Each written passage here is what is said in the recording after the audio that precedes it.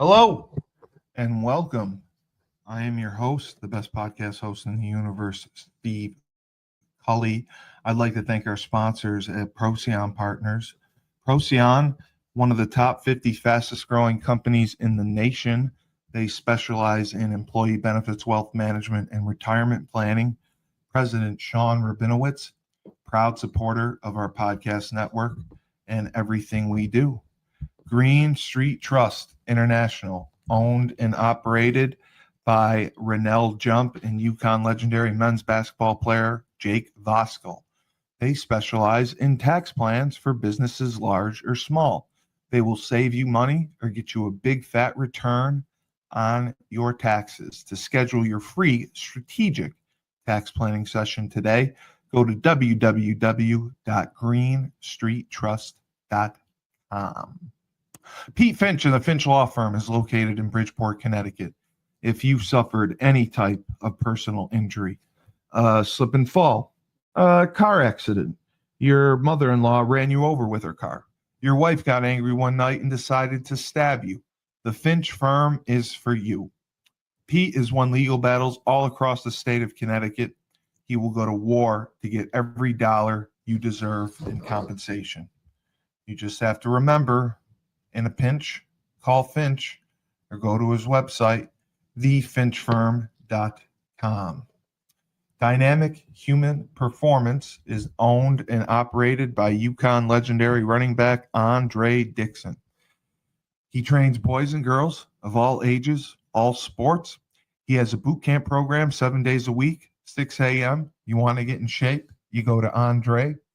He has an athletic development program where he trains boys and girls in the sport of their choice from the ground up, helps them reach their full potential, be the best they can possibly be. Andre has sent boys and girls to college on scholarship for all different types of sports. To work with the best, he has a 5,000 square foot state-of-the-art facility in Hartford, Connecticut. Go to www.dynamichumanperformance.com. All right, and here we are for the MMA Report. Tyler King, all he does is train, teach class, beat that ass, and then he pounds it vigorously into This, what? Yeah. I can't get why. Oh, there we go. There we Yeah. go. We got God. decent double bicep, Yeah, decent double bicep, show off tattoos. it looks so Oh, good. yeah. Just All looks too right. good. Looks too good. It looks too good. Hey, for Yeah. being this, not bad being this age. No, it looks good. It looks good. It looks really good. Kind of exciting sometimes. We Got had that right. very, very Shh. big card this past weekend. Oh, we did. And probably your best work to date. With Steve, I did get every fight right. There was definitely like one fight. I was like, I didn't call this. I went back. Well, no, I went back and watched our last episode. I did. There were several fights I was like way off on. Yeah, but you correctly, I mean, gun to your head, made predictions, but you evaluated them. Your analysis of who could win and how they could win. Okay, I'll give you that. It was 100% accurate. I mean, the way that you broke it down was accurate. I mean, I will take that, especially my call about Petr Yan and Merab. Yes. You called that. You called that perfectly. I mean, you specifically said that Peter's Petor or whatever the striking ability would give Merab difficulty if he was not able to utilize his wrestling. And he wasn't, because that's exactly what happened. Exactly. Okay, thank you for that clarification, Stephen. No, I mean I saw it, so I remember what you had said about a number of the fights, and you were absolutely right. I mean, even what you said about Pantoja. You said Joshua Van was an up and comer. You thought for sure that. I mean, we I think we predicted it going 3 rounds tops, but you definitely did not rule him out by any No, stretch of the imagination. no, The that's only fair. the only one that we both flailed on was Brandon Moreno. we, Oof, oof. we had That's him. fair. But I mean, you were right Oh, about. I mean, honestly, I thought that I did not see Blankowitz and Bogdan as a draw. I thought that was a cop out, but that's just me. I Uh, mean, I, you know, that's a loss to get into it. That's actually a really good point, Steve. Which way were you leaning with it, though? It was pretty close, brother. no, it was close. I would not have given it a draw. But I want to start. I just want to start at the bottom because All right, yeah, beautiful. you were very vigilant about Barboza defeating Jalen Turner, Yeah, and that did not oof, happen. That was a yeah. shocker, and it was a shocker because of the odds that we Oh, saw going agreed, into. agreed, agreed. I When mean, you and I looked at the odds, it was very, very shocking to yeah, see what Turner was getting. So that exactly. told me, I mean, something didn't make sense there, and I definitely was not Hmm. expecting a first round knockout. Yeah, I That mean, I didn't. I That I was didn't thinking, see coming. I was thinking a first round knockout going the other way, but one, Yeah, maybe the other way. Yes. but one thing that we can all agree on here is that Father Time is undefeated. So, I honestly, it just looks You, like you are Edson, right about that. Edson, he just doesn't look quite as sharp. Excuse me, quite as explosive right now. One thing about he's a very talented striker. His kicks are otherworldly, but as he gets a little older, Yeah. the power and the quickness, that suddenness, that snap just didn't seem to be there. And that, No. yeah. And Well, hey, it could be a million things. He could have had a bad weight cut. Um, he could have been dealing like he could have had injury he didn't disclose. Those are all very real possibilities. But Jalen Turner looked a step ahead of Edson Barboza. the numbers were just outrageous. Now I didn't realize there was. I mean, I knew there was a difference. I didn't know there was this much of a difference. There were, I Mhm. mean, 43 total strikes to 10 total strikes for Yeah, Barboza. and 39 that significant strikes to 10 significant strikes. I didn't know it was that much. And you're talking about half of a first round. exactly. With What that the hell? with that being said, very good point to bring up, Steve. To me, Edson just looked gun shy. He did look very tentative out there. He looked like Exactly, he was uncomfortable. He was not the aggressor. He didn't push the action. Uh, exactly. I and I'm not. I have not watched a lot of him, so Yeah. that's just my take from it. From seeing him a couple times, Hmm. he looked like he wanted to, you know, be in the champagne room. He did not look like he wanted to be in the octagon. That's I that's mean, all. That's all I I'll say. mean, There's nothing wrong with that, but no, there's nothing wrong with that because I mean, if you're in the champagne room, that yeah, means you already got the money. yeah, That means you already got the money. exactly, So I would exactly. much rather listen. As much as I love this sport, and little side note here, but one of my favorite quotes of all time in the sport, Forrest Griffin goes, "Hey," he said, "Fan asked me, hey Forrest, you ever a little nervous when you walk to the cage?" And he goes, "Nervous? No. No, Scared shitless? yes, Yes." And yes, that's one of the that's truest true, things. man. That's one of the truest things I've ever heard about this sport. I mean, there are You're all fights where alone. there are definitely fights I felt better or more confident, things like that.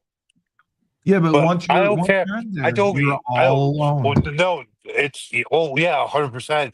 But yeah, Jess, okay, we got this. I'm superior. I'm gonna win this. I should win this.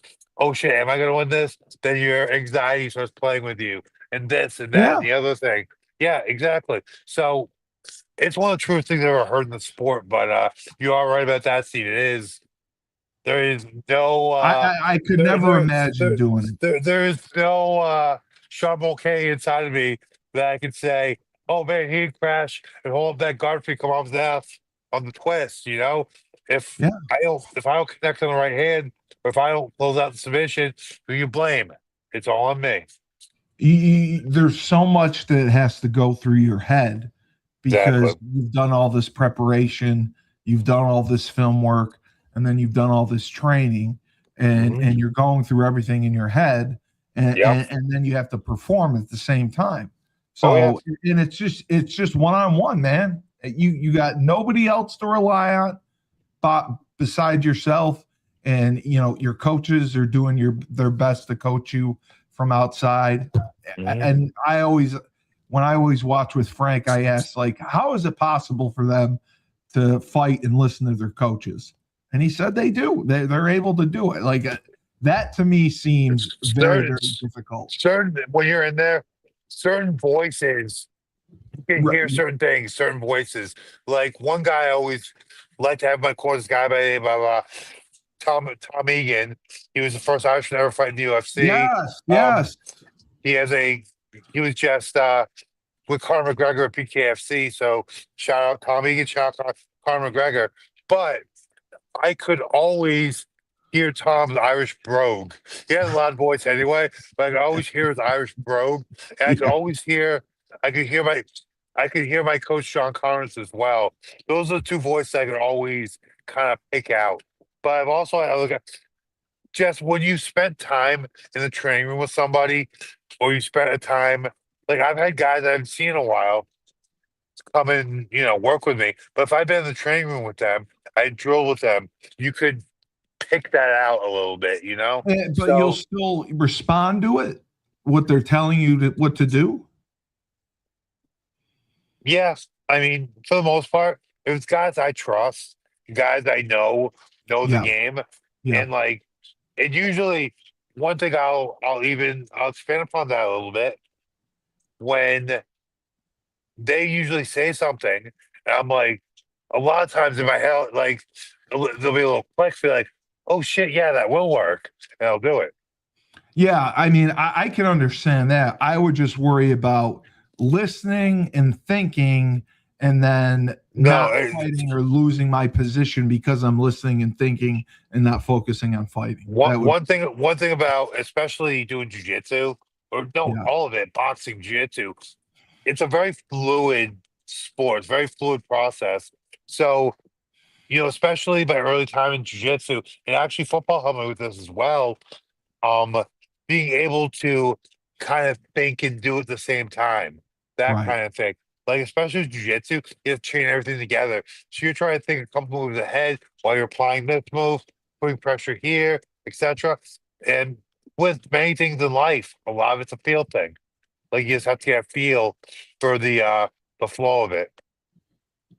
We had a question that we got during the week. We want several people asked, what were your thoughts on The Rock being nominated for an Oscar for his performance in The Smashing Machine?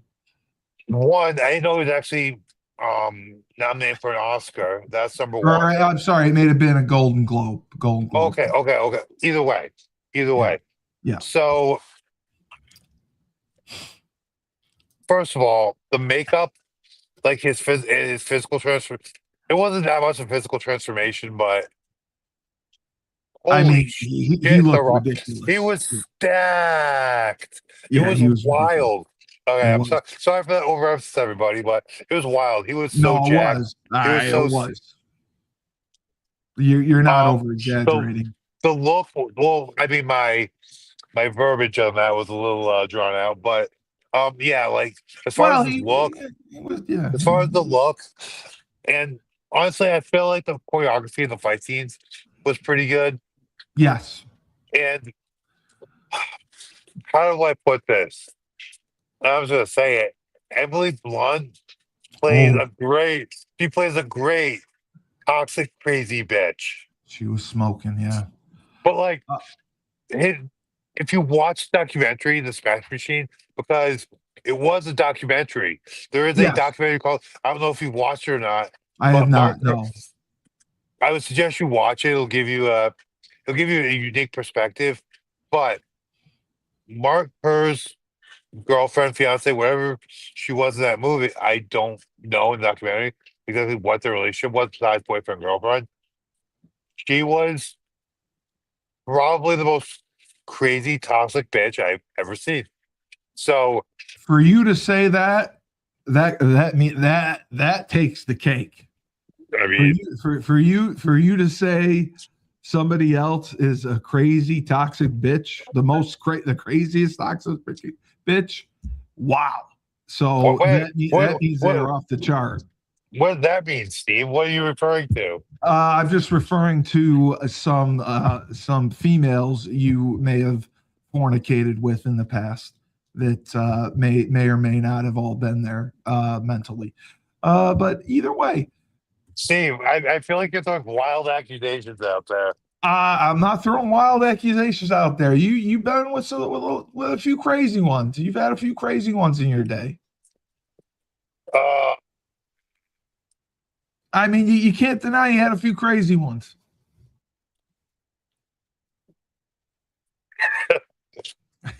I'm sorry. There's nothing wrong with it. It I just mean, nothing wrong with it. there's plenty wrong with it, but No, there's uh, not. yeah, No, there is. Listen, crazy I'm girls are fun. Crazy girls are fun. Crazy girls are fun. You know you got to protect yourself. That's all. I'm Because not saying they may stab you. That's I'm all. not saying you're They may uh Sharon more you. You never know. all right, you're right, but I mean, Jesus. Sharon Actually, Moore, look what happened to him. I okay, fair. And I'm actually thinking back to our UConn years, and other than my freshman year, and you know what I'm talking about with that. You may have a point. I know exactly whom you are talking about. So I yeah, do. Yeah. very, very fair point, my friend Stephen Cully. Yes. So there you go. Uh oh, But let me ask you this: hey just Steve, as of what as far as that goes, do you remember the headbutts? you're not gonna. Do you Yeah. remember? Do I remember them? I'll never forget them. We don't have to go into the headbutts. Okay, cool. Uh, All right, let's go. Let's move forward now. well, no, I just want to ask one more thing about the Smashing Machine because people Absolutely. complained because it did so poorly at the box office that it should not have been nominated for Okay, a so Golden Globe. So that's what the that's one of your thoughts. I is that the mark of a great movie, commercial No, it success? really isn't anymore. No. So I mean, was it a great movie? It was pretty good. I have some Okay. personal issues with things like no Did they did disrespect. they did they Listen, take creative liberties with anything in I don't really particular? feel like they took creative liberties, but some of the Okay. acting was lacking. Yeah. The one thing I will point out, and dude, come for me, I don't care. Ryan Bader was the worst Mark Coleman Yeah. I've ever Yeah. seen. I Ryan, heard that as well. Yeah. Ryan Bader just played Ryan Bader, named Mark Coleman. That's all he did. He Like did not do Mark Coleman justice. No. and he really did. And the thing that really sucks about it is, I'm actually friends with one of the actors that made to the I believe he was in like the final two or the final three, as far as the Mark Coleman role, and he would have been a much better Mark Coleman. Yeah. He looks the part. He looks a lot more like Mark Coleman's than Ryan Bader does. Yeah. Yeah. He's a Bader much did better not look actor. He's a much better actor than Ryan Bader. He's also a stuntman. He would have been a much better Mark Coleman, but I have a feel like certain people wanted Ryan Bader in that role. Yeah, no, I know they did. I know they did. And TKO is such a giant Yeah, it's TKO. such I a mean, TKO is such a giant entertainment mogul now. So I think that probably played a part in it. and But The Rock I just want being to on give their board. Yeah. I just want to give a shout out to my friend actor Levon Panic. He deserved that role. He would have been great in that role. I feel like the movie suffered because Ryan Bader was in the movie as Far Coleman's. So, can you tell me? Do you know what platform the documentary's on? I believe it's on YouTube right now. You can Oh, get it on YouTube. oh, It's okay, called, all it's right. called Smash Machine. Yeah. And is it older? Yeah. Oh, yeah. It's That's at what I least 10 heard. years. Yeah. It's at least 10 years old, if not Okay. older. I believe it's older All right. because I believe they followed him around. I believe during the 2001. I believe either 2000 or the 2001 Pride Grand Prix, Right. Was which Mark, that when which in Mark, Japan? yeah, it was in Tokyo, and Yeah, Mark you're Coleman right. won it. Yes, you're right. You're right. So the other prelim we talked about was in the middleweight division. Bruno Ferreira beat Martin Vittoria. Martin And Vittori, yeah, you picked. I believe you picked Marvin on this one, did and I? Yeah, I think I might have as well. you did, even though Bruno was 15-2. You believed in Martin, and it was a unanimous decision. It was What? 28-29 across the board. It was a close Yeah, match. no, I I don't. actually, I one thing. Oh, sorry. Please finish No, your I point. was just gonna say I don't know that there was a ton that separated this fight to give it to Bruno. Unanimous decision. I don't know if I would have been unanimous on it.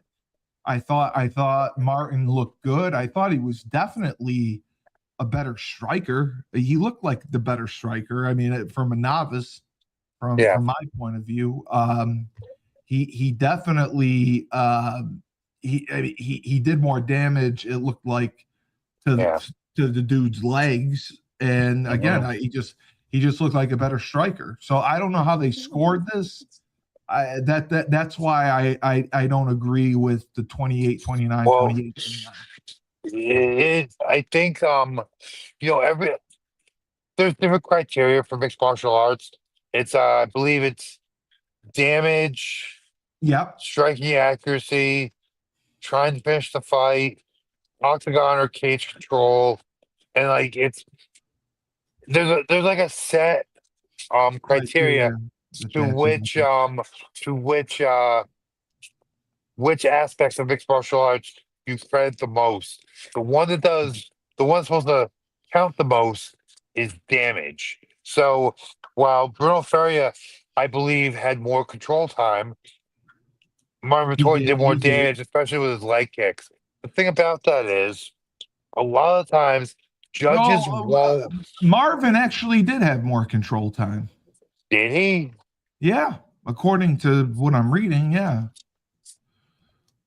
It Then says it says he had a minute and 8 seconds of control time, and he was 9 of 9 on his leg kicks.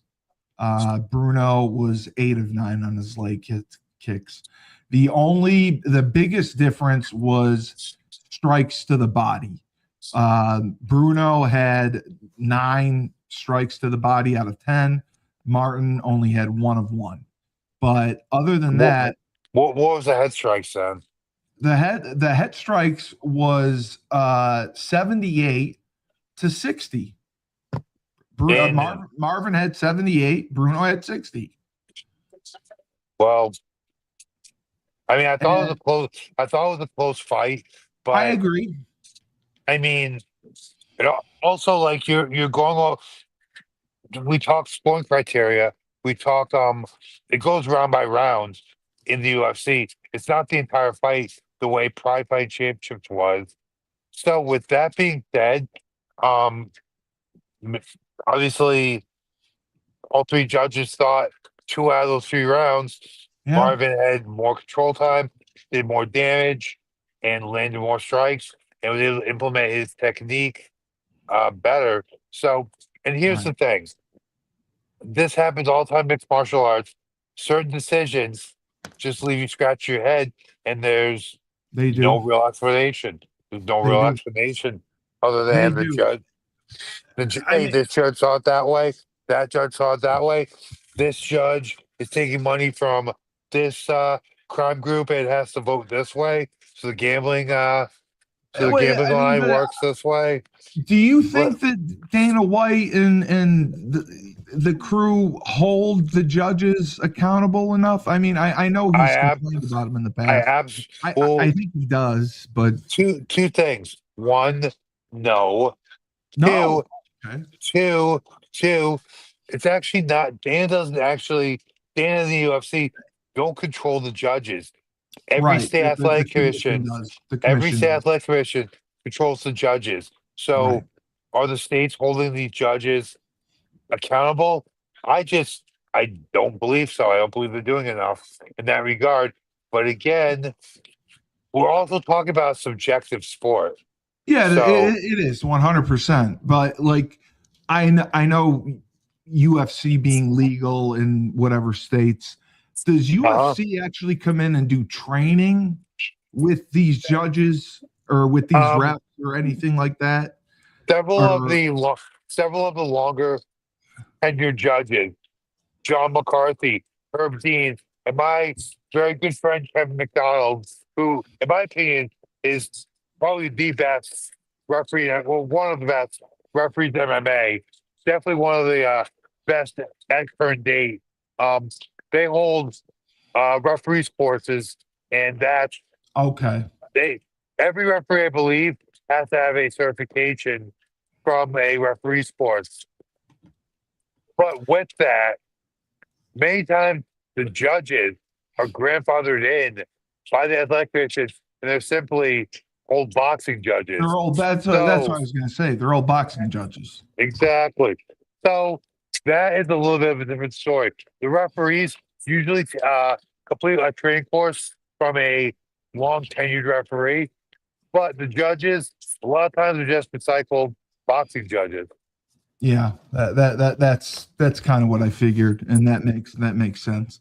Mhm. So we are going to the other prelims, the fight you wanted to talk about, and you also predicted this one correctly. Macy Barber My de- girl. defeated Karine Silva, unanimous decision, 30, Mhm. 27, 28, 29, 29. All right, 29, 28, 29, 28. I Yeah. mean, I saw clips of this. She, I mean, you mentioned her as a possible challenger in the Yeah. flyweight division. Absolutely. I was thought you were nuts, but she looked freaking damn good. I Did mean, she? yeah, Yeah. what in more ways than one. But yes, she looked very good. Uh, She, she ain't too hard in the eyes, is she? she's not. She controlled the fight from start to finish. I didn't Uh-huh. think Silva had a chance. I wish she had Agreed. got the finish. I was really, for again a novice, I was impressed with her takedowns. I mean, As was I. No, like they going were good after taking. that, I wasn't expecting it. Yeah. What the thing that really impressed me the most about her actually, and a lot of times in these type of situations when she clearly has the fight won, usually they'll go towards the end of the fight, they'll just go into cruise control and just try to Correct. stay safe. The Yep. entire fight, Macy Barber, especially in the last minute and a half, she was feverishly trying to finish the fight. I give her Oh, major, not even. major, I gave her major props for that, not playing it safe. And hey, she's rewarded. She is a resounding victory. She did very well. And Yeah, like I said, told you she you could did. be, she Uh, could. I'm I'd be on very, board. I'd be pretty surprised if her next fight is at least a number one contender fight. I'm on board. I mean, the striking difference to me, when I watched it through, that's what really stood out. I mean, she had 89 total strikes to 57. She Yeah. had 55 significant strikes to Mm. 21. And then Mm. she has 41 head strikes to 8. Like, are you kidding me? And then, the 10 shots to the legs, 9 to the other one. And Yeah. she had 6 minutes and 20 seconds of control, and plus the 3 takedowns. Like, what? Wow. Like, she looked ferocious out there. Listen, I don't like that I told you so, but No, I told you you did. so. You did. You did. You did. I mean, I didn't question. I didn't question that at all. I questioned whether she would be in line for a title shot afterwards. Yeah. But now, after seeing this, I 100%, like, I can see her fighting Yeah. for. She'll fight. She'll fight for the title this year. Whether it's the next fight yeah. or the fight after, she's going to fight for the title this year. I agree with you on that. So, But no, the one last point I want to make on this one was who? Yeah, go ahead. a lot of times with decisions, they just aren't this exciting. This is No, one of the I few know. decisions. This was a very exciting fight, and why was it exciting? I found it for me. It was that last round, that last 2 minutes, that last minute. For me, he was just like feverishly trying to finish the fight. Like, hats off, ma'am. You are a fighter, and you are an entertaining fighter. So, like I said, at the end of the day, the sports value, entertainment value, that was just an entertaining fight, And that's what albeit a TKO decision. looks for. That's what Yeah, TKO wants to see. They don't want anyone playing it safe, and exactly. she absolutely did not. So Hmm. I give her flowers and then some. As we move on to the main card, this was a fight that I had like I said, the biggest issue with. Yan against Yeah. Bogdan. Bogdan, who basically was a Terminator they brought over from Uzbekistan, Oh, whatever. bro. No, I but mean, preface. what? Is Bogdan one of the scariest men you've ever seen That's what visually? when I saw him walk in, I thought, like, this was going to be 2 minutes. Like, this isn't going anywhere. Dude, he is terrifying looking. But Terrifying. you said from the start, you said Yan has been through the best of the best, the toughest of the toughest. Yeah. He ain't no easy win. And He- you said that he can withstand punishment. And you did not say anything negative about him losing this fight. You said that it was, if Bogdan wins, he wins, but Yan is, even at 42 years old, he has been Absolutely. in incredible shape. He's had an incredible career, Yeah. and it looks like he's got the longevity to keep going. And this kind of, No, proved it. sorry. And no, it proved it. I don't agree with the draw. Neither do I. I was pissed off. I scored for Yan. I 100% scored that fight for Yan. Yeah, I mean, I kind of felt the same way. I didn't agree with the way that they voted the last round. That's what got me. I didn't think the last round was it was 28-28. They voted it. I did not. No, like that's the 28-28 that's total scores. Like the number. Okay. So long story short, look at just explain the scores. 29-28. That judge saw I believe Yes. that judge saw it for Yan. Then the Yes. other two judges scored it a 20, 28-28 and 28-28, a draw. So two of the judges scored a draw. One so of the that's judges, why. yeah, one of the judges scored it for Yan. Yeah. Oh, okay. All right. I didn't know how that. I didn't know if it was okay. So if two judges vote it as a draw, one votes it in favor of one fighter, Yeah. it's going as a draw. It was a And- majority draw because two of the judges, okay, it's three judges. The right. majority of the judges Is saw a the fight as a tiebreaker. draw. So, yeah, exactly. So you're saying the same thing if two judges had voted it for Jan and one voted it as a draw, it would have been a split decision for Jan. No, it would have been a majority decision. Right, it would have been right. It would have been a majority. Like this was a majority draw. One of the judges scored for Jan. The other two scored a draw. So the majority of the judges scored a draw. If Yeah. one judge scored a draw and two judges had scored it for Jan, it would have been majority decision for Jan. What round of this do you think was most critical in making it a draw? Because obviously, in the first round, we're talking between the second and third rounds. Where could you see that Jan may have stepped off the gas or got himself caught? I thought Jan won the third round. I did too. I thought he won the third round too. He won. He won the third round resoundingly. So first, it's rounds 1 and 2. So you have to look at rounds 1 and 2. So that second round would be the one that you think probably like it was pretty like I could see though. There was a clear cut winner in either of those rounds, and then the third round, Jan like said, "Hold my beer," and went to work. He beat that scary. Here's the thing. Jan definitely would have got the.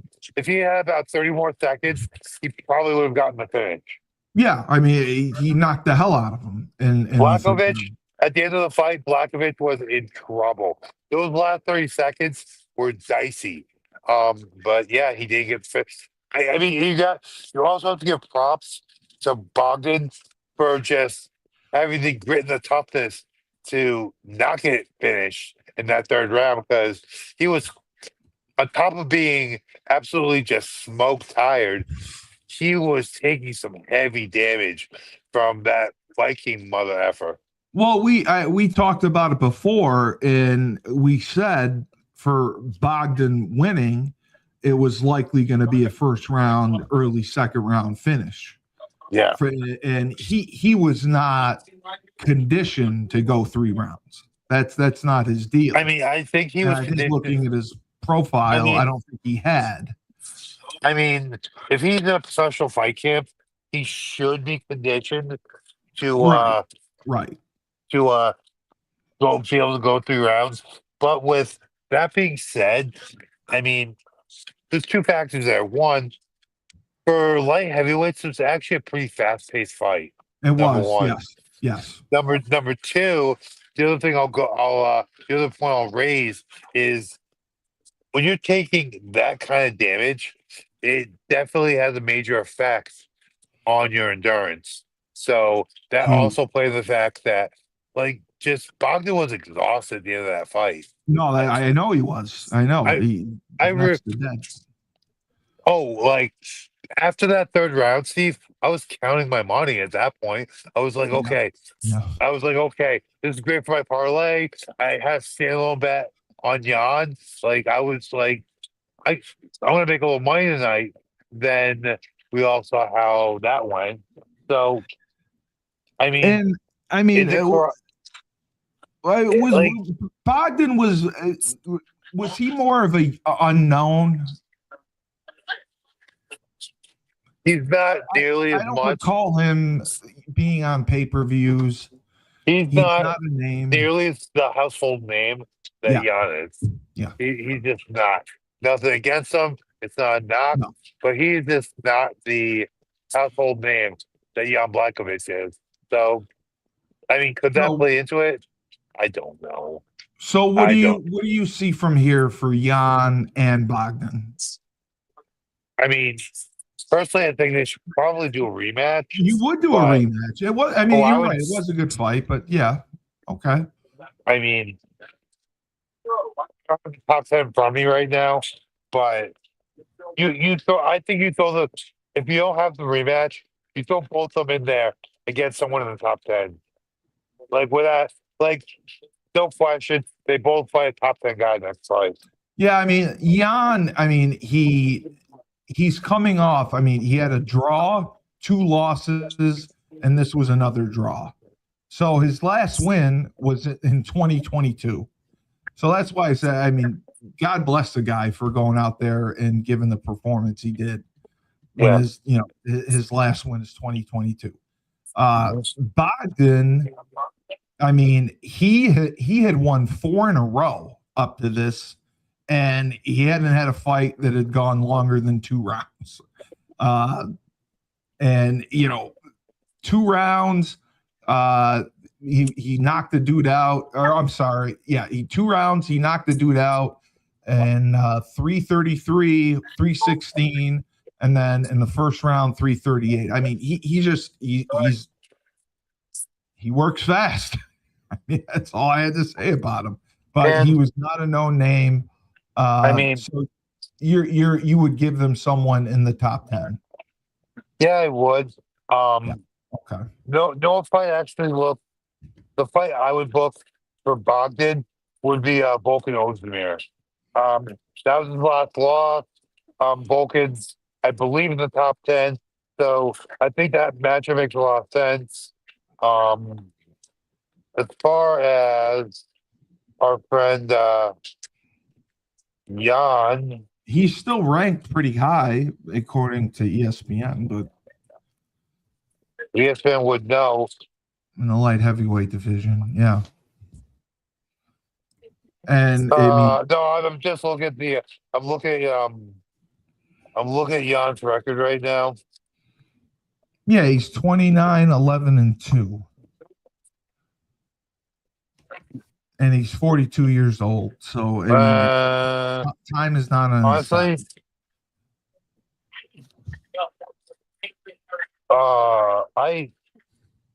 I mean, maybe a rematch Dominic Reyes. That might make sense, but I mean, he ain't fighting out. I'd love to see him against Dominic Reyes. Yes. I mean, if he had won this fight, I would say put him up against Alex again. But we lost, so we are where we are. All right. So the disappointment of the fight, Henry Ceruto against Peyton Talbot, and this was just. Why did you call it the disappointment of the night? It was just sad for me. I mean, I thought Peyton dominated him. I didn't think Henry looked like Henry. Guess what? He did. Yeah, Listen, he did. That's why I think it's sad to see Henry Ceruto come out of retirement and just get ass pummeled. Literally. Listen, could you have picked, like, Jesus Christ, why'd you pick that phrase? I'm trying to be good here. Listen, I'm not being good. I'm saying, like, he got bent over. There was a strap on, no lube, and he just got pounded. And he got pounded. And he got pounded. And nobody wants to see that done to their heroes. Listen, to legends, to stars. Father Time is undefeated. I know. Bro, like, after, like, our last, I'm like, why did we get, I'm all like, how the hell? Like, why did we get flagged after our last podcast? I said that we were going to have a discussion. We're just having a discussion. Bro, I will be the first to say, on that last podcast, I was just out there. Like, we were giggling about that ish, like a couple of fucking 6th graders, brother. Like, we were ridiculous. We were ridiculous. We were ridiculous. We were not to get flagged in like 3 hours. I mean, come on. I mean, I mean, Steve, I kind of think we like usually I'm a big free speech advocate, and I will go ahead and I will defend the First Amendment till the day I die. With that being said, we were a little ridiculous. No, We it's not. bro, It's not that. It's we not we were subject. bro, All we we were said. All we said we were was talking like we love were is sixth love. graders. That's all we said. Love is That's love. definitely not always. Listen, you said that about 33 times. I, That's I, not all we I, said. all I said was, how romantic would it be to sing his walkout song? That's all I said. That's all I said. Again, we said more than that, I digress. We were a little ridiculous, but all right. Enough talking about talking, but not talking about the flagging and Peyton's significant other. Peyton Talbot is the real deal. He Yeah. is a spice. Listen, he is a spicy queen, and that spicy queen can fight like he can fight. He's like a Trace McGrady of mixed martial arts, in my Oh opinion. yeah. Yeah. Meaning, I no, meaning agree. that he's just so supremely talented. He's just so good. Yeah. Like, granted, Henry's 38 years old. He has a lot of miles on him, but I mean, I think he may wrestle in high school, but he out wrestled an Olympic gold medalist. I He, know. there's That's why I said something I feel very sad. there's something very telling about that. You get Yep. that just a, in my opinion, that's a huge feather in Peyton Talbot's cap. Um, you Huge. know, yeah, like if he's able to have that kind of success versus in wrestling and grappling versus a grappler wrestler of that caliber, And I work them. Yeah. I mean, I just think the sky's the limit for Peyton Talbot. All Yeah. joking aside, he is just an amazing talent, and the UFC should push him for. And I think in the bantamweight division, Yeah, exactly. I think it's a great matchup I for mean, him and Jan. I mean, how do you not go with that? no, Next? you know what? I mean, Is there anyone in front of him that you put? yep, Oh, there is. Okay. yeah. That he should play Sugar Sean next. Oh, you love that's right. You love Sugar Sean. No, Okay. it's not about me liking Sugar Sean. It's about Are you talking about Sean O'Malley? yeah, I am. Okay. No, I'm talking about O'Malley. Okay. Listen, say what you So will. you No, would give say you would give yeah. O'Malley the Oh yeah. title shot. Okay. I mean, I don't know if he's quite there for the title shot yet. I mean, I'll if he say get, that. Yeah, I if agree he with you. if he gets it, it's not undeserved. But with that being said, he beat Sugar Sean, which I think he would pretty soundly beat Sugar Sean. He gets that rub. Sugar Sean is a former champion. He Yeah. is a He's a supremely favorite. Yeah. he's a supremely popular mixed martial arts fighter. Yeah. If you want to make a star out of Peyton Talbot, you put him That's up the way to against Sean do it. O'Malley next. That's the way to do it. And kudos to Peyton Talbot and his significant other Frank, and Love is love. I hope they're very happy, and maybe they went camping. Maybe they went camping this weekend. We don't know. So we have the flyweight division. This was the one we both got wrong. Moreno and Tatsuro Tara comes in 18-1-0, and you said he was from that Japan. other promotion, right? Was it Ryzen. Ryzen? Ryzen. Ryzen. Yeah. So All right. this was unexpected. I mean, a second round knockout. I mean, I did not see that coming. What's the first round knockout? It says round 2. Oh, well, okay. It wasn't a knockout, Steve. It was a or TKO. TKO. Sorry, It TKO. was an Yes. injury. It was an injury TKO. What happened Oh, was, it was okay. okay. I have two main points I want to make about this fight. The one will come at the end when we're talking. But right now, we're going to talk about the fight itself. Um, I believe that Pantoja lost the first round, correct? Pantoja. Uh, Uh, yes. he lost. Yes. I Yes. believe. Yes. Yes. He Well, did. how I say? I can't Yeah. even say his name right. Um, Joshua Vaughn. Joshua Vaughn and Yeah. Pantoja lost in the first round. Correct. no. Oh no, I'm talking about this fight. Oh yes. Or No, it says that it was a second round TKO by punches. the second round. No. I mean, that's what it says on ESPN. Sorry, I just inadvertently closed my page.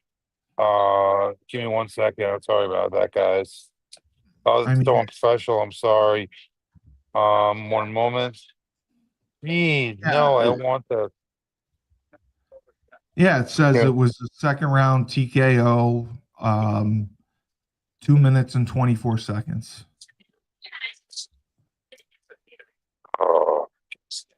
We're talking about the Brandon third. Moreno, and yeah, we're talking about Moreno and Oh, Tatsuro oh, Tara, the so 18-1 Ryzen. okay.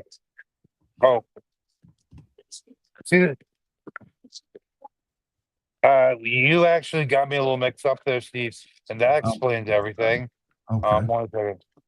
Oh, What so what you number? were looking at, you were This looking at is Pantoja. sorry. Yeah, this was a fight before Pantoja. If I'm for give me one. Okay, I finally got it back up. Give me 1 second. You have to edit this part. Steve, you have to edit this part. I'm sorry. Guys, I'm really sorry.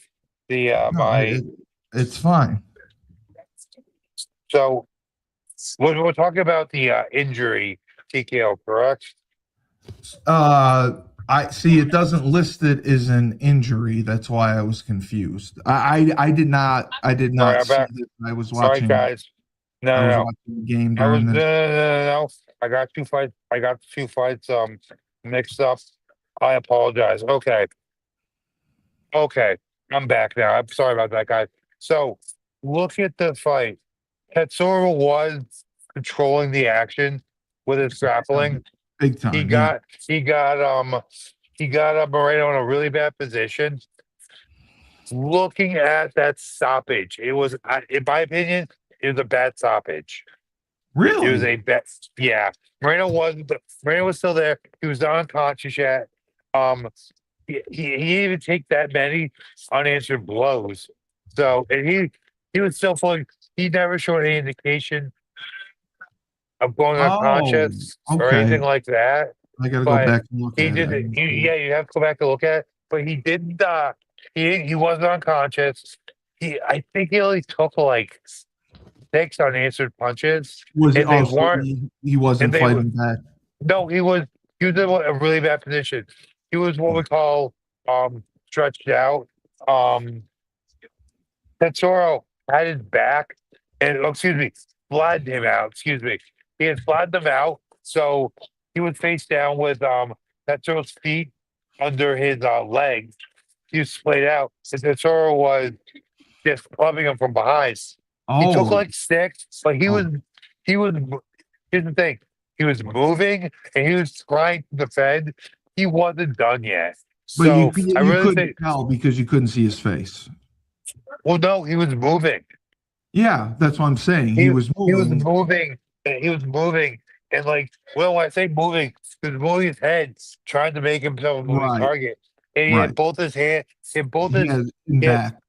he had his hands up. He was Yeah, doing his best to move. He was moving his hands, trying to block blows. He right. was unconscious, and let's say he took 10 unanswered punches. That's a lot more justifiable. And here's the thing: the punches that landed all land totally clean, and the ones that did, they weren't devastating. That the No, power no, on them, no, no, it wasn't like knockout punches. They weren't like no. they They weren't weren't killers. they weren't No, concussion punches, if you know no, what I mean. So I no, mean, no. it was an early stoppage, in my opinion. Um, they should run it back. I mean, Brimmer is a fan favorite, but You that's would sort. run it back.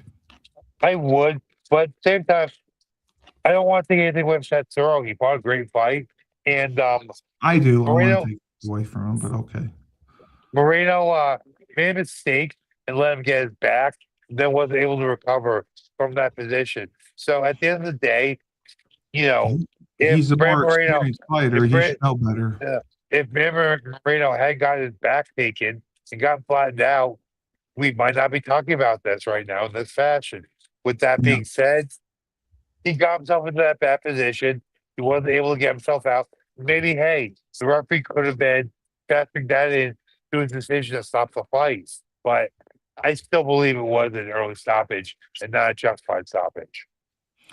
All right. So the semi-main and the main were, I would say, a bit surprising, to say the least. The main event, yeah.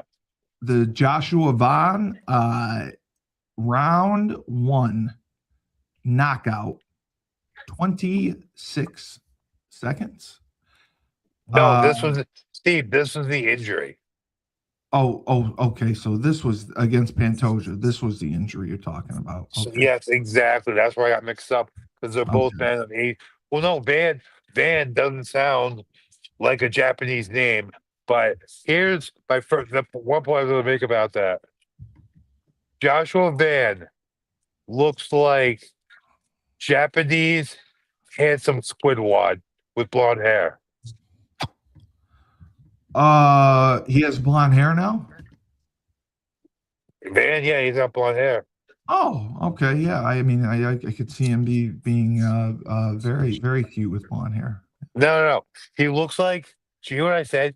He looks like Japanese handsome Squidward from Aqua Teen Hunger Well, Force. I don't know what Squidward is.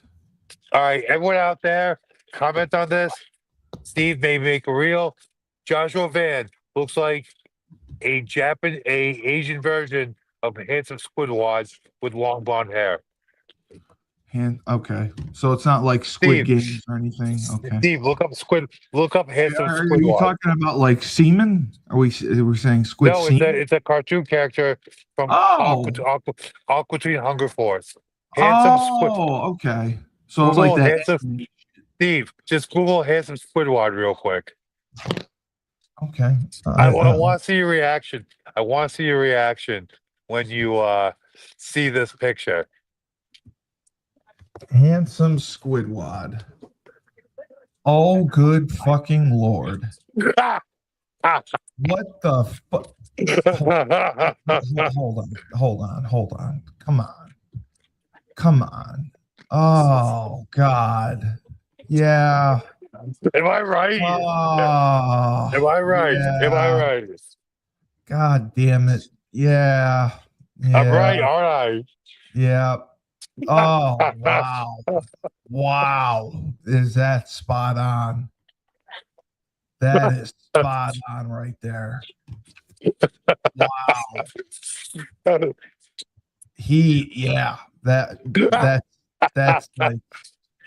That's like, oh God, no, that's like twins.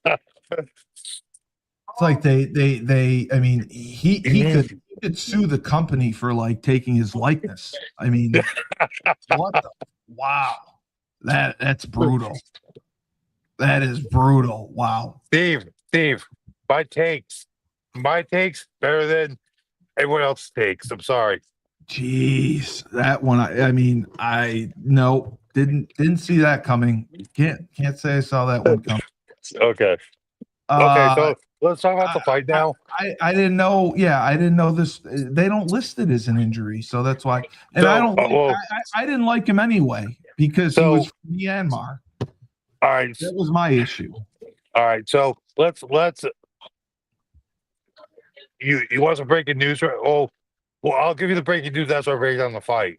Um, breaking down the fight.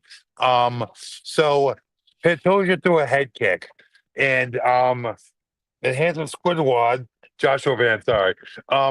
He blocked it, but he brought his hand out. So he hand up and kind of I Yeah, think he that's got what they do. he Yeah. came up he came under actually. I think he was here, then he came under, he had the leg. Okay. So Oh, he okay. had Pantoja's leg up here on his shoulder. So High he walked it forward. And to the yeah, cage. no, Jets, they were in the middle of they were like Oh, in the okay. middle of the octagon. So he started walking it forward. Pantoja like fell forward and put his hands out, and like when his hands hit the ground, one of his elbows popped out sideways, dislocated. Oh, Jesus. Oh, that's awful. So it was an injury TKO. So So that's why it was it's 26 listed seconds. as a TKO, but it's an injury TKO. Then Um, they should put it there. I mean, yeah. will Well, it go down right as now an we'll injury? go down with what? Will it go Yeah, down no, as an okay? it's on the Wikipedia page. It's listed as injury TKO, but Okay.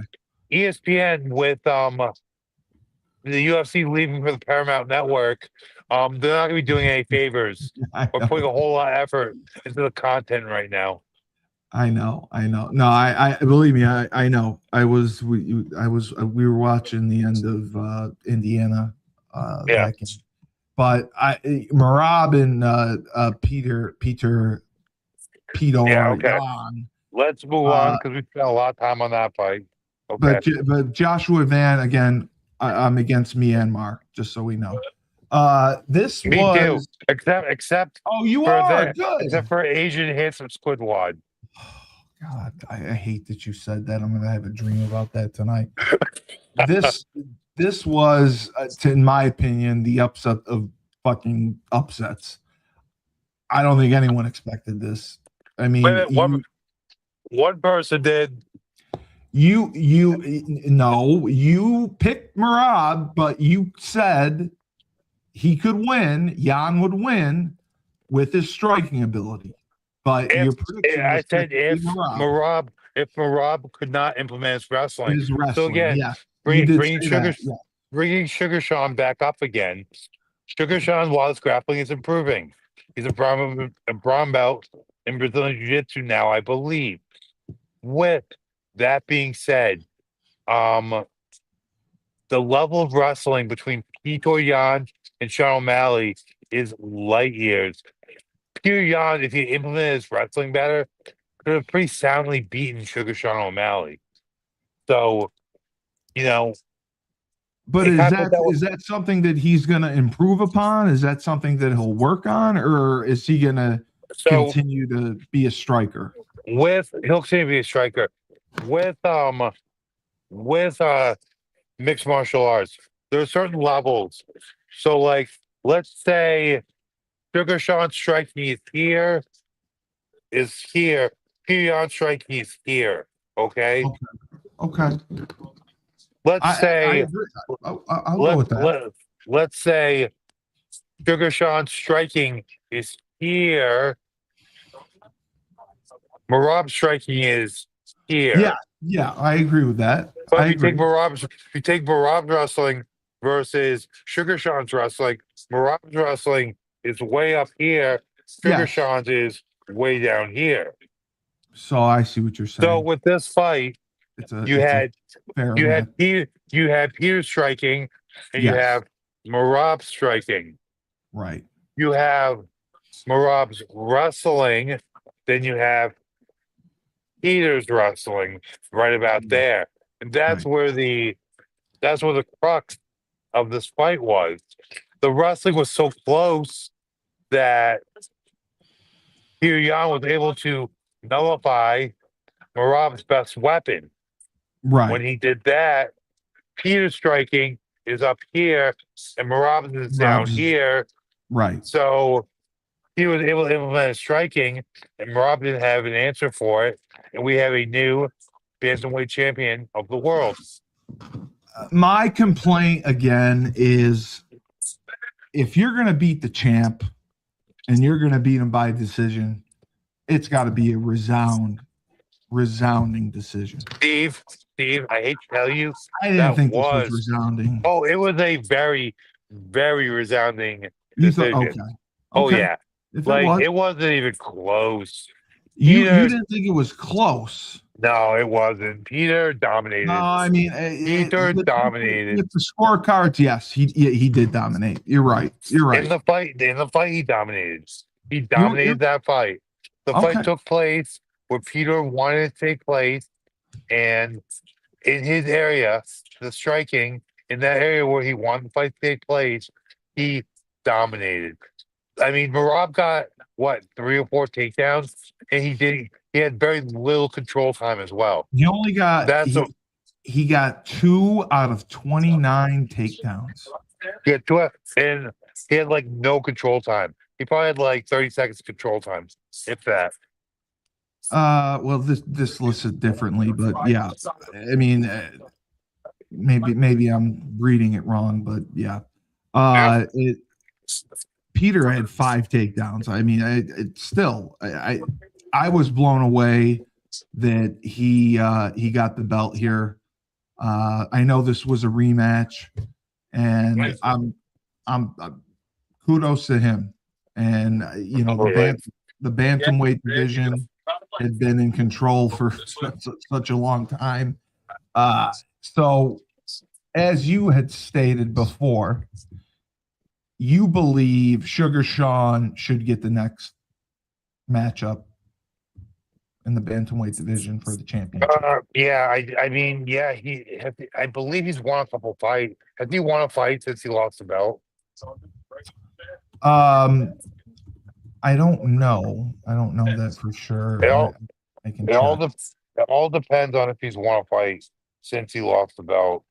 Since he lost the belt. Okay. I'm trying to check right here. Oh, since he lost to Merab. I'm sorry. Yeah. Since he lost to Merab, if he won a fight since he lost the belt.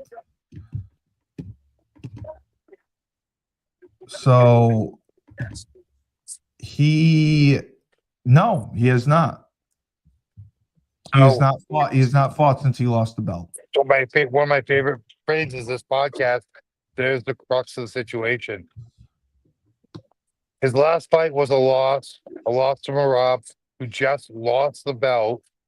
He hasn't been active, so star power wise, his star power demands that he could not demand.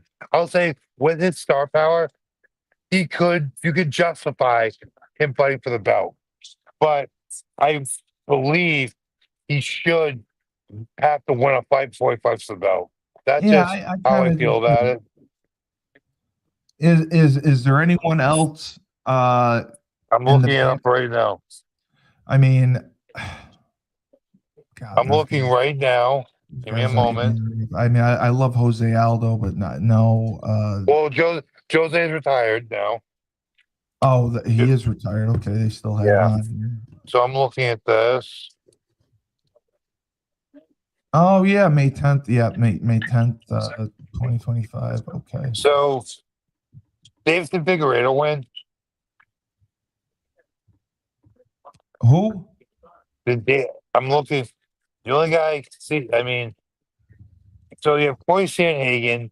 He lost pretty recently. Oh yes. I know you're talking about. Yes.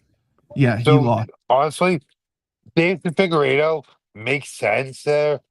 You could justify that fight. It'd be a good fight. Corey Sandhagen was resoundingly beat by Merab. I mean, maybe Umar Nurmagomedov, but he just hasn't been very impressive. No. I mean, I think I hate that O'Malley has not fought since then, but maybe you can't blame. I mean, he had a pretty feverish pace as far as the amount of fights.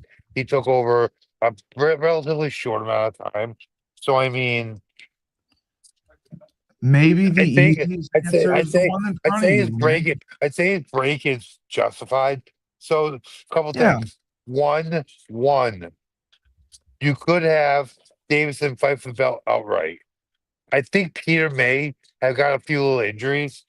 A fight that really makes sense would be Davison Figueiredo versus Sean O'Malley in a number one contenders fight. You fight that fight, have the winner fight Peter. When would you have Sean O'Malley fight again? If he's going to do the fight versus Davison, as soon as Yeah. possible. Okay. And you think O'Malley would take it? ASAP? You think he'd take it? I actually do think he would take that. Yeah. Okay. Okay. Great analysis, great breakdown of the card. Let me just get quickly your thoughts on the fight night. We'll run through it. Yeah. The catch weight, King Green versus Lance Gibson Jr. Do you know anything about either of these men? Actually, you think King Green? King Green is 32-17-1. Lance is 9-1-0. Okay. So Bobby King Green. He's going by King Green name. His name is Bobby King Green. Well, he wants to be That's called his. the king. I know. So, one moment. he wants to be called the king. Good for him, man. I want to be called the king too. So I'm just trying to bring the card up. yeah, it's. I mean, it doesn't look terrible. It's not anyone I can say I recognize. All right. Well, don't worry. I got you. I finally got the Wikipedia up. Okay. So Lance Gibson, there's nothing on him. What'd you say his record is? 9-1-0. But Okay. I can check just to see. He's 5'10". He's 30 years old. He's a southpaw. There really isn't anything on him. He has fought in Bellator and Excite Fight, and that's his 9-1 record. He's won 2 in a row. His last one was Excite Fight in November of 2024. All right. So RJ Hoyt. So basically, this is the That's UFC. ridiculous. This Like, is the really? UFC bringing. This is the UFC bringing a hot young prospect in. Not young. I mean, he's 30, so he's not exactly young. I just Yeah. corrected myself, Steve. They're bringing a hot prospect in, and as much like whatever you want to say about Bobby Green, like his ridiculousness, that man can fight. This is a test to see, okay, is this new hot fighter we have? Does he have the stuff to hang in the top 15, hang in the upper echelon of the division? If he beats Bobby Green, he'll get a top 15 opponent next. So it's a gatekeeper fight. It's a gatekeeper fight. It's a type of gatekeeper fight, but it's a higher level competition gatekeeper fight. Kennedy, I'm not even going to try to say his last name. He's from Nigeria. Versus Marcus Buchita. Marcus Buchecha. Heavyweight. It's a heavyweight matchup. Yup. And Marcus is 5-2-0. Kennedy is 14-6-0. So, do you know? I know these. Oh, I know. Marcus Buchecha is widely considered to be the greatest all-around Brazilian Jiu-Jitsu competitor in the history of Brazilian Jiu-Jitsu competition.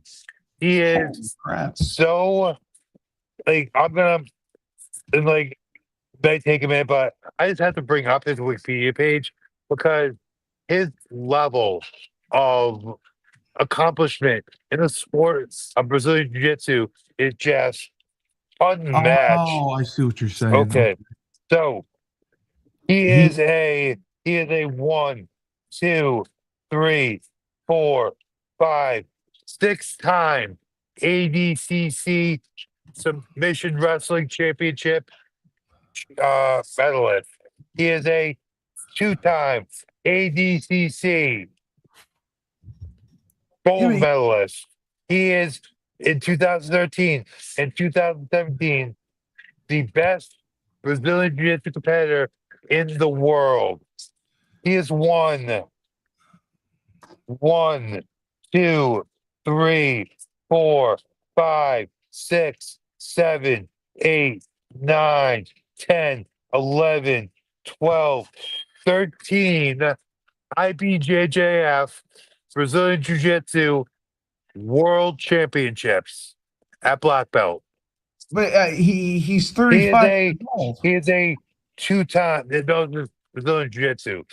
He is a I know. two-time. He is a two-time IBJJF Nogi World Champion. He is a 1, 2, 3, 4-time Pan American Champion. He is a 1, 2, 3, 4, 5, 6, 6-time Abu Dhabi World Pro gold medalist. And he is a World Grand Prix two-time gold medalist. He is, look how long that took me to just break down So you're how many going world championships he's had in Brazilian Jiu-Jitsu. He is right. by far the most decorated Brazilian Jiu-Jitsu fighter to In the ever history. fight in mixed martial arts. Why do you think that he got into mixed martial arts show? Because So it's always the next step for elite Brazilian Jiu-Jitsu competitors. It's just always that way. Wouldn't you take it at age 28 then, or 27? I mean, that's He my was only. busy 35. becoming. He was busy becoming Oh, the most dominant Brazilian Ever. Jiu-Jitsu practitioner ever. okay. Ever.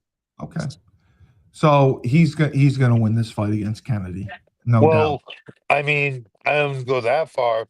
So look at Kennedy. He He's 33. I mean, he's 33. What's his record? 6'5". He's 14 14 and 6. 0. Yep. Okay. Here's just the one thing I'll say. He is coming off a loss via submission due to a leg lock and heel hook.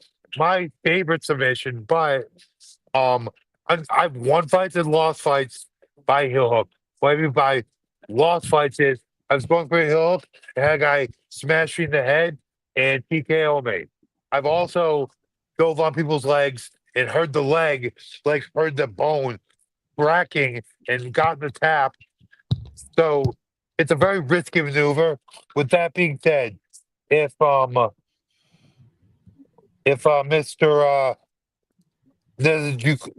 Nezchukwi, Mr. Kennedy will call him. If he lost his last fight by submission to a guy I've never heard of, there's a very good chance the most decorated Brazilian Jiu-Jitsu competitor of all time will submit Mr. Kennedy. With that being said, don't sleep on Buchecha's striking. Buchecha's striking has looked beyond passable. It's looked pretty dang good. So he could clip him and TKO him, but I expect him to clip him and grab something and submit him. Yeah, I'd pick Buchecha in this one. All right. We have the featherweight division. We have Costa versus Morgan Charrier. I can't say his last name. 29 years old against a 30-year-old. 27. Wow. 24-7-0. Costa is, and Morgan is 21-11-1. How do these guys get all these goddamn fights? Oh, I got enough for this fight. Fight night. Okay. Neither of these guys has a Wikipedia page, so. No, they're all fight night guys. They've all been on fight nights. That's all. Yeah. Yep. So that makes sense. So that's why. Have you heard of either of them? Not really. No. Okay. All right. In the featherweights, like just you don't pay as much attention to the lower weight classes. No. I sound like such a casual right now. I like Costa just because Paulo Costa is awesome. So Caesar Alameda Yeah. against Cesare. I'm not even going to try to say the Polish last name. The middleweight division. Caesar is 7-1 and 7-1. Cesare is 16-3. And that is their matchup. I'm just checking. They're all fight nights and contender series. Caesar is, I mean, he's won 4 out of his last 5. And Cesare with his, I mean, he's only 25 years old. Wow, Caesar's 37 years old and 8 fights. What the hell's he been doing? And Cesare is coming off the contender series. He just fought September 2nd and had a knockout on the contender series. So let me tell you. Yeah. Would you like a fun fact about Cesar Almeida? Well, you said you had some breaking news too. So what about? No. Well, it's not even fight related. So we'll get to it after I break down this fight. Talk about Caesar right now. Not Talk about about Caesar right now. Okay. No, it's not. We're talking about Caesar right now. Yeah. Caesar has a professional kickboxing record of 47 wins, 8 losses, 1 draw, 1 no contest. So that Glory is veteran. He is a absolute beast on the feet. Let me tell you, I'm not a big lock of the night guy. I'd be very surprised if Caesar loses this fight if Caesar loses this fight, it will be by submission. Yeah, I mean, he ain't losing the decision, and he ain't getting knocked out. So this guy's a contender series guy. Come on. I mean, hey, we see some phenoms on contender series. We do. This guy's a kickboxer. I have a feeling Caesar's gonna cook him though. And by cook him, I mean beat him up and probably knock him out. Gija Breaking news. Yeah. Bill Belichick has been fired from North Carolina. He was fired today. Are you shitting me after he just signed the class that he did? Bill Belichick was fired today at North Carolina. All right. UConn, here we come. I hope so. The Giants will take him back. Hopefully the Giants take him back. They won't. Wow, I can't believe that blows my mind. That's going to be some fun reading tonight. Gija Chikazi 15-5 against I like this dude, Kevin Vallejos. I've watched him a few times. 24 years old. He's 16-1-0. I think he's an up and comer, but I don't think he has gotten past a fight night. Yeah, he was on the contenders. That's where I saw him. He was on the contender series, and he had 2 fight nights. So, what are you familiar with him or no? Him, not so much. Very familiar with Giga. I have Giga all the way up. We can wager on this one, but I'm putting my money on Giga for this one. Yeah, I like Kevin. I'm going with Kevin. I mean, I hear you, but Giga is just a beast. He's fought everybody. I get it. He's more experienced, and I can't argue with that pick. My shout out Calvin Cater. Calvin Cater beat him in January of 2022. Calvin Cater, owner of Combat Zone, UFC featherweight. So seeing that fight, if you just watch that fight, you definitely pick the other gentleman over Giga. I've done my research on Giga. He is coming off 2 losses. Those are 2 tough fighters, both decisions. But man, okay, you go down the rabbit hole. You watch Giga in Glory Kickboxing. I'll check him out. I mean, just bro, Giga's an absolute savage. Dude. I mean, come on, kickboxing record 38-12-0. That man can fight. He's a great striker, tough Yeah, as nails, and he's Georgian. he So looks like a I mean, gargoyle. I'm going with Giga on this one, but it's not. He's looked pedestrian in some of his fights. The fight with Calvin comes to mind. But with that being said, um, I think that his opponent here is just Yeah, too he's inexperienced. under I he's think I undermatched. think I think his opponent is too inexperienced. So I'm Yeah, picking Giga in this one. I get it because Giga's 37 and they're probably trying to give him someone. But yeah. So the main event is Royval and Man Manuel Cape. Cape. Yeah, it's a featherweight, 32, 33 years old, 17 and 8, and Manel is 21 and 7. KB. Uh-huh. Are you familiar with these guys? Do you Yeah, do oh yeah, you I'm very familiar with both of them. you like Royval, right? Uh, I do like Roy Val, but I like Cape too. Cape's Really? like, Cape kind of like this whole, like almost like a Batman persona. I think he's just like a very entertaining, very cool fighter. Um, Roy Val, Yeah, he's impressive 4 and fighter. 5 in his last fights. Yeah. Roy Val has fought for the belt. Um, lost Pantoja. Hey, he took Pantoja to a decision. So I mean, Yeah. the man Yeah. can fight. The man's durable. He beat Brandon Moreno. Yeah, he's Um, been around he for a while. he Yeah. beat Tatsuro. Yeah. I mean, yeah. The boy lost Yeah, Joshua he Van. did. Yeah. Wow. Boy Yeah, he lost to did. Joshua Van. He beat Right. Tatsuro. That's all. So I Yeah. mean, yeah. He's yeah. Okay. I'll go with Royval in this one for sure. So I am the too. And by the way, I love Michael Cape, but yes, I'm with you on this.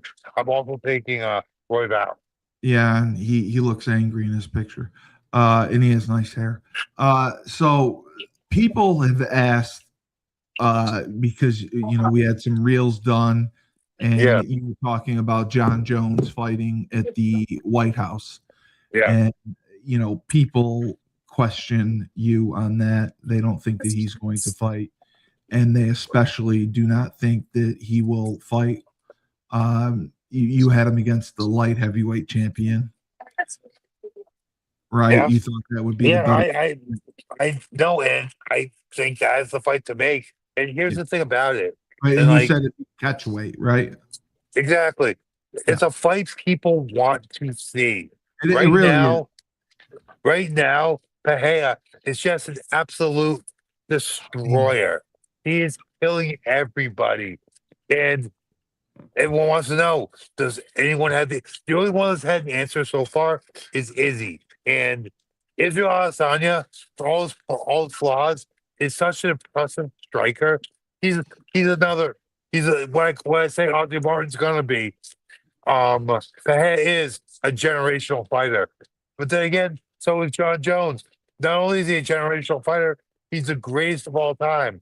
So you're telling me you put these two guys on the White House lawn, on the South lawn, for the BMF 225 belt, that fight's not going to break some viewing records.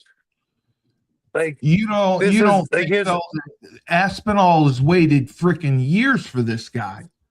You don't think Aspinall he's took gonna another get him? Aspinall took another fight. And here's the thing, John, please don't Well, beat me I up. know he's been fed John, up. John, please don't beat me up. I don't think John wants to fight Tom Aspinall. Tom Aspinall is a I don't think he giant. does either. He is a hulk of a man. He's a Brazilian Jiu-Jitsu black belt. For a Brit, his wrestling is pretty good. For a Brit, pretty good And, wrestling. So I and mean, and dude, just a touch of death wow. in his hands. In his hands, he has the touch of death. John, while his stand up is heavy, is much improved, especially his boxing. His kicking is just so dynamic. But And I just don't think that John wants to risk being eyes rolled back in his head on the he south lawn of the doesn't. White House. When he said With that being he's a said, legend, yes. I mean, Alex Brazilian Jiu. I believe I don't know what belt level he is, but I don't. He's just not the grappler that Tom Aspinall is. He's a lot smaller as well. And while he has just Right. such precise striking, he doesn't have the power that Tom Aspinall has. The Right. fight versus Pereira is much more manageable for John Jones versus the fight with Tom Aspinall. And just so you know, you were correct. ESPN is predicting that O'Malley will be Jan's first challenger. So you were correct with that one. But They're predicting. Nothing is yeah, official yet. Nothing is no, official nothing's yet. official. Nothing's But we official. will see. And like one thing I neglect to mention is the fact that they fought before. It was a controversial decision. So Yes, it was. along with that fight will generate a lot of viewership, a lot of numbers. But as competitor, Petr Yan wants that fight back. I'm sure he does. But great show, great analysis. Appreciate it. Thank you. And I'm going to go listen to Frank Ocean. I'm really excited about that. I mean, I'm sure he's got some stuff on Spotify. I'm just going to relax and. Dude, he's got some bangers. I'm not gonna lie. I know, and I'm sure they're probably in the mountains this weekend celebrating the victory. Hiking. Good for them. Good for them. Love is love. Love is love. We Love have is to. love. We have to appreciate that. So We do. just kudos to them. Maybe an engagement in the future. We don't know. I hope we get to report that. God bless them. God bless. Yeah. Well, yes. Yeah. No. God bless them. God Yes. bless them. God bless them because they're gonna need that blessing when they're staying in front of St. Peter. Well, yeah. Well, maybe by that time St. Peter will change his ways. Who knows? I doubt it, but hey, the Bible's thousands of years old. They're probably not. the But Bible either way, the Bible is the one true word, sir. yeah, The it one really true word, sir. It really is. It really is. But I hope they have a great weekend in the mountains and they do their thing. And I hope a ring's involved. I really do. That'd be the story of the year. So for Tyler King, Crown Sports and Entertainment, good luck to Ozzy Martin tomorrow. Tomorrow, everyone. If you're in the match, if you're in the Boston area, head down to Pembroke, Mass for Ring Titans, headlined by the #1 prospect in New England, Toro Martin, in his professional kickboxing debut. You want some blood? You want some violence? Get to Pembroke tomorrow. Get to Ring Titans. We're very excited about Ring Titans and the expansion of Cage Titans. Cage Titans has been a phenomenal promotion in Plymouth. Yes, they have. It's Shout great. Shout out Michael Polver. Thanks for everything you've done for me personally, for Crown Sports Entertainment, for the sport. For combat sports, for the sport of mixed martial arts in New England, and for combat sports in New England. For everything he's done in New England to really put it on the map and make it a priority in New England. I give him in the fight world. Yes, absolutely. All right. Tyler King, Crown Sports and Entertainment. I'm Steve Cully, the best podcast host in the universe. Remember, when life gives you lemons, don't make lemonade. Take 2 oranges, throw them back to life, and just listen to some soothing sounds of Frank Ocean. Hell yeah, baby.